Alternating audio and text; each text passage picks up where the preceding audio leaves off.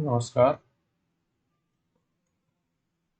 हम कक्षा 10 NCERT maths में पहला अध्याय वास्तविक संख्याएं उसकी जो प्रश्नमाला है 1.2, ठीक है, 1.2 उसका अध्ययन कर रहे हैं और इसके दो प्रश्न हमने पिछले वीडियो में कवर कर लिए। आज है तीसरा प्रश्न, ठीक है। अभाज्य गुणनखंड विधि द्वारा निम्नलिखित पूर्णांकों के एचसीएफ और एलसीएम ज्ञात करना। तो किस तरह अभाज्य गुणनखंड करते हैं और एचसीएफ और एलसीएम किस तरह ज्ञात करते हैं वो पिछली वीडियो देख लेना। लेकिन इसमें भी एक बार और एक प्रश्न करके मैं बता देता हूँ। वैसे पिछला किया है तो ये कर ही लोगे, ठीक है। तो पहला प्रश्न है 12, 15 और 21, ठीक है, अभाज्य गुणनखंड विधि। तो 12 के अभाज्य गुणनखंड करने हैं। 12 के क्या लिखोगे आप, यहाँ पे ऐसे कर लेना आप। 12 में किसका भाग जाता है, 2 का कितनी बार, 6 बार। फिर 2 का कितनी बार, 3 बार। फिर 3 में 3 का 1 बार। इस 12 को 2 गुणा 2 गुणा 3 लिख सकता हूँ मैं। 2 गुणा 2 गुणा 3। और इसको आगे और, क्योंकि 2 2 बार आया है तो घात के रूप में लिखें तो 2 की घात 2। 2 का आपस में 2 बार गुणा इसलिए, और गुणा 3। फिर क्या है नेक्स्ट, 15 है। तो 15 को इस रूप में लिखोगे। 15 में किसका भाग जाएगा, तो आप बोलोगे 3 का जाएगा 5 बार और 5 का जाएगा 1 बार। तो 15 को क्या लिख सकते हैं, ठीक है। तो मैं 15 का 3 गुणा 5। फिर क्या है नेक्स्ट, 21 है। 21 को भी इसी तरह टुकड़े कर लोगे तो 21 में 3 का भाग जाएगा 7 बार। तो 3 और 7 ये सारी अभाज्य संख्या है, अभाज्य गुणनखंड हो गए। 3 भी अभाज्य और 7 भी, ठीक है। अब करना क्या है, हमें एचसीएफ और एलसीएम ज्ञात करना है, ठीक है। तो हमने एचसीएफ में क्या सीखा था, एचसीएफ कॉमन होता है सब में, वो लेना है, उसकी क्या करनी है, छोटी घात, कॉमन की छोटी घात, ठीक है।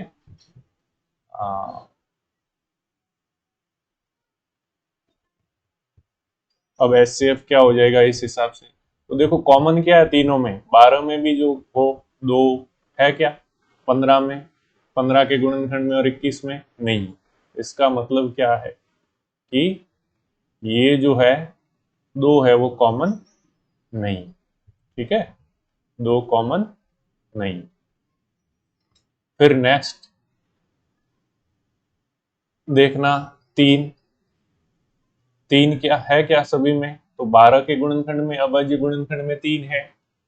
15 के अभाज्य गुणनखंड है उसमें भी 3 है, और 21 का जो अभाज्य गुणनखंड है उसमें भी 3 है। तो इसका मतलब क्या है, सब में कॉमन क्या आया, 3, ठीक है। सब में कॉमन क्या है, 3। तो कॉमन है उसको लेना है, तो मैंने ले लिया 3, और उसकी भी छोटी घात। यहाँ पे 3 एक बार लिखा हुआ है, इसका मतलब उस घात नहीं लिखी है, इसका मतलब क्या है, एक घात है। यहाँ पे भी क्या है, एक घात है, और यहाँ पे 21 में उसमें भी क्या है, एक घात है। तो एक ही घात है और छोटी एक ही है, तो एचसीएफ इसका क्या हो गया, 3। अब चलो एलसीएम लेना है, ठीक है। एचसीएफ को हिंदी में बोलते हैं म स प महत्तम समापवर्तक, ठीक है। अब नेक्स्ट में देखो एलसीएम। तो एलसीएम क्या होता है, हमने पिछली बार देखा है कि सभी लेना है, ठीक है, सभी लेना है, और सभी में भी क्या करना है, बड़ी घात, सभी गुणनखंड और उसकी बड़ी घात है वो एलसीएम होगी। तो देखो इसमें क्या है सभी, तो पहला तो कॉमन वाला ले लो। तो कॉमन तो 3 है, और 3 की बड़ी घात भी देखो तो सबकी घात 1 है, तो 1 ही आ जाएगा। फिर गुणा में इस 3 के अलावा और क्या क्या है, तो 2 भी है, और 2 वाला और कहीं नहीं है, लेकिन 2 की घात बड़ी कौन सी है, तो आप बोलोगे 2, तो 2 की घात 2 भी ले लिया। गुणा में फिर और क्या है, सब लेना है, ठीक है, दूसरे में नहीं। जैसे 12 के गुणनखंड में 2 था, लेकिन 15 और 21 में नहीं था, उसको भी लेना है एलसीएम में। लेकिन एचसीएफ में सिर्फ कॉमन है, उसकी छोटी घात लेना है, ठीक है। तो एचसीएफ छोटा वाला और एलसीएम बड़ा वाला। एलसीएम मतलब आप समझोगे, आपने हिंदी में क्या बोलते हैं, ल स प लघुत्तम समापवर्ती, ठीक है। अब क्या रह गया, 5, 5 दूसरों में नहीं है, फिर भी अपने को 5 को लेना है। तो 5 की बड़ी घात, तो 5 एक ही है, तो 5 ही आ जाएगा। फिर और क्या बच गया, अब बच गया 7। तो 7 को भी लेना है, 7 की भी बड़ी घात क्या है, 1 ही। ठीक है, ये सारे ले लिए। अब इनको गुणा कर दो, जो भी वो आ जाएगा वो क्या हो जाएगा हमारा लसप। इसको क्या बोलते हैं, एलसीएम को हिंदी में लसप, लघुत्तम समापवर्ग। ठीक है, अब क्या हो जाएगा 3 गुणा 2 की घात 2 कितना होता है, 4 गुणा 5 गुणा 7। इन सब का गुणा करोगे तो 3 और 4 का गुणा 12, 12 को 5 से करोगे 60, 60 और 7 का गुणा करोगे तो क्या हो जाएगा, तो हो जाएगा 420। ठीक है, 7 6 42 420। तो इसकी जो मसब तो आई वो क्या आई, 3। मसब हमेशा छोटी होती है इन दी हुई सभी संख्याओं में, छोटी। ठीक है, तो 12 15 और 21 तीनों से छोटी क्या है, 3 है। और मसब वो होती है जिसका दी हुई सभी संख्याओं में भाग जाएगा। इस 3 का 12 में भी पूरा पूरा भाग जाएगा, 15 में भी जाएगा और 21 में भी जाएगा। और लसब वो होती है, लसब में उल्टा इन संख्याओं का उस लसब में भाग जाता है, इसलिए इन दी हुई सभी संख्याओं से बड़ी संख्या होती है लसब। ठीक है, तो 12 का भाग 420 में जाएगा। ठीक है, 15 का भाग है वो भी 420 में जाएगा, और 21 का भाग है वो भी 420 में जाएगा। ठीक है, तो ये हो गई लसब ज्ञात कर। तो इस तीसरा प्रश्न है, इसमें टोटल कितने प्रश्न है, 3। ठीक है, तो यहाँ पे 17 23 और 29, एक और दूसरा प्रश्न। ठीक है, एक और कर लेता हूं मैं, तीसरा अपने आप कर लेना, दूसरा कर लेता हूं। ठीक है, तो दूसरे में क्या क्या है, देखो 17 23 और 29 ये संख्या है शायद, एक बार और मैं देख लेता हूँ। 17 23 और 29 इनके अभाज्य गुणनखंड करने। तो 17 खुद ऐसी संख्या है, इसमें और किसी संख्या का भाग नहीं जाता है 17 और 1 के अलावा। इसके अभाज्य गुणनखंड करोगे तो भी क्या होगा, 17। ठीक है, 17 को मैक्सिमम क्या लिख सकते हो, 1 गुणा 17। 23 है, 23 में भी 23 और 1 के अलावा और किसी संख्या का भाग नहीं जाता, ये खुद अभाज्य है, तो इसको क्या लिख सकते हो, मैक्सिमम 1 इंटू 23। और 29 है, वो भी अभाज्य संख्या है, इसलिए 1 इंटू 29, क्योंकि और किसी संख्या का भाग जाएगा नहीं, भाज्य नहीं है, ये अभाज्य है।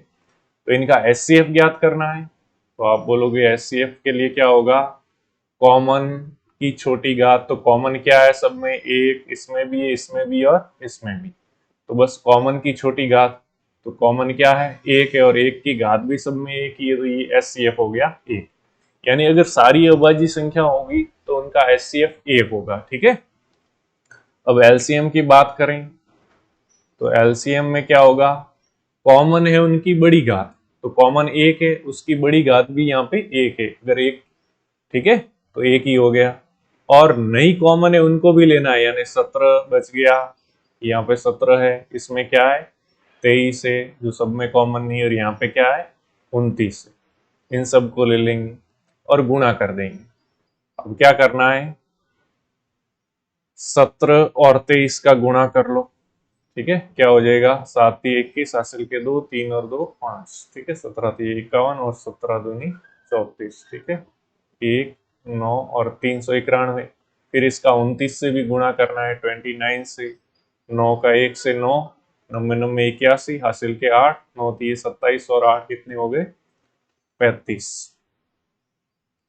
फिर 2 का 1 से 2, 2 का 9 से 18, हासिल का 1, 6 और 1 7, और क्या हो जाएगा 9 3 3 8 5 13, और हासिल का 1 11। तो ये हमारा क्या हो जाएगा एलसीएम। ठीक है, इसको चेक कर लेना, कहीं कैलकुलेशन मिस्टेक हो तो देख लेना। चलो कैलकुलेशन के लिए हम देख लेते हैं पहले कि हमारा आंसर में कैलकुलेशन मिस्टेक तो नहीं है कहीं। प्रश्न दूसरा था 23 400, नहीं तीसरा था 11 339 और 1 सही। ठीक है, कैलकुलेशन भी हमने सही की है, कभी कभार कैलकुलेशन मिस्टेक हो सकती है। तो ये हो गया। ठीक है, तो एलसीएम हो गया, यानी 11,369 ऐसी संख्या है, क्योंकि इन सभी का गुणा है, उसमें 17 का भी भाग जाता है, 23 का भी जाता है और 29 का भी जाता है, सभी संख्याओं का भाग इसमें जाता है, वो एलसीएम।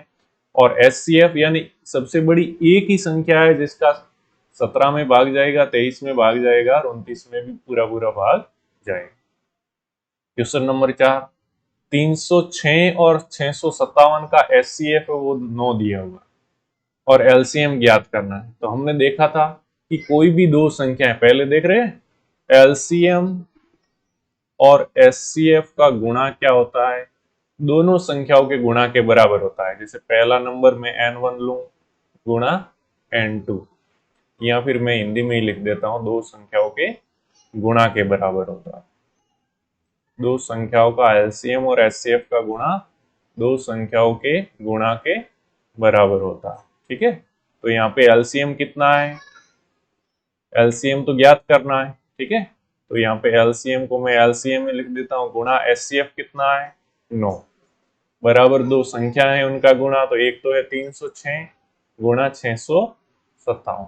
अपने को एलसीएम ज्ञात करना है तो 9 को यहाँ से डाइवर्ट करना है, 9 को इस लेफ्ट हैंड साइड से राइट हैंड साइड में लेके जाएंगे, यहाँ पे 9 गुणा में उस साइड लेके जाएंगे तो भाग में हो जाएगा। तो एक गुणा से मैं इस 9 को ट्रांसफर कर लेता हूँ राइट हैंड साइड में और भाग में।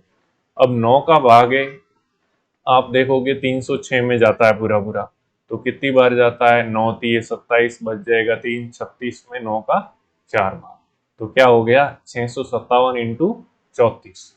अब 657 और उस 34 का गुणा कर लो, 7 चौके 28, हासिल के 2, 20 और 2 22, हासिल के 2, और 6 चौक 24 और 2 कितना हो जाएगा 26, गुणा में फिर 3 का 7 से 3 सत्ते 21, हासिल का 2, 3 पंजे 15 और 2 कितना हो जाएगा 17, हासिल का 1, 6 3 18 और 1 19। इन सबको जोड़ोगे तो 8 3 6 और 7 13, हासिल का 1 और हासिल का 1, यानी क्या आ गया 22,338 है, वो हमारा क्या हो जाएगा एलसीएम। यानी अगर दो संख्याएं दे रखी हो और एक एलसीएम और एचसीएफ दे रखा हो, तो दो संख्याओं के गुणा में जो दे रखा है उसका भाग दे दो, एलसीएम दे रखा है तो एचसीएफ निकल आएगा और एचसीएफ दे रखा है तो एलसीएम। या फिर इसका उल्टा कि एलसीएम और एचसीएफ दोनों दे रखे हैं और एक संख्या दे रखी है, तो एलसीएम और एचसीएफ के गुणा में उस संख्या का भाग दे दो तो दूसरी वाली संख्या आ जाएगी। क्वेश्चन नंबर 5, जांच कीजिए कि क्या किसी प्राकृत संख्या n के लिए संख्या 6 की घात n अंक 0 पर समाप्त हो सकती है।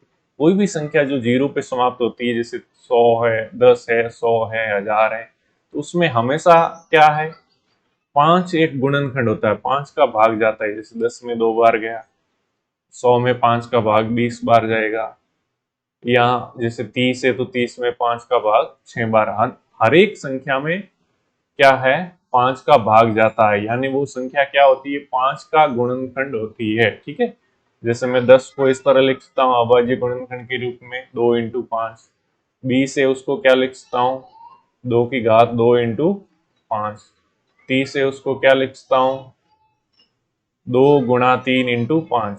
ठीक है, हर एक में 5 आता ही। ठीक है, तो कोई भी संख्या अगर 0 पे समाप्त होगी तो उसमें कम से कम एक है वो संख्या 5 आनी चाहिए और एक क्या आनी चाहिए 2 आनी चाहिए। तो अब देखो संख्या 6 की घात n है, इसके गुणनखंड करोगे 6 के अभाज्य गुणनखंड, तो 6 को क्या लिख सकते हो 2 गुणा 3 उसकी घात n। अब इसके गुणनखंड में 2 बार बार आएगा, 2 आएगा और 3 आएगा, इसमें 5 कहीं पे आ रहा है क्या, तो यहाँ पे क्या है 5 इसका अभाज्य गुणनखंड नहीं है, इसलिए ये संख्या 0 पे समाप्त नहीं हो सकती। ठीक है, क्योंकि क्या है 6 की घात n में या n के गुणनखंड में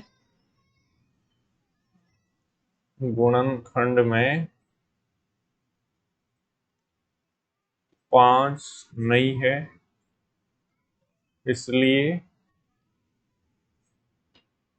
यह संख्या या 6 की घात n है वो 0 पर समाप्त नहीं होगी। ठीक है, समाप्त नहीं होगी।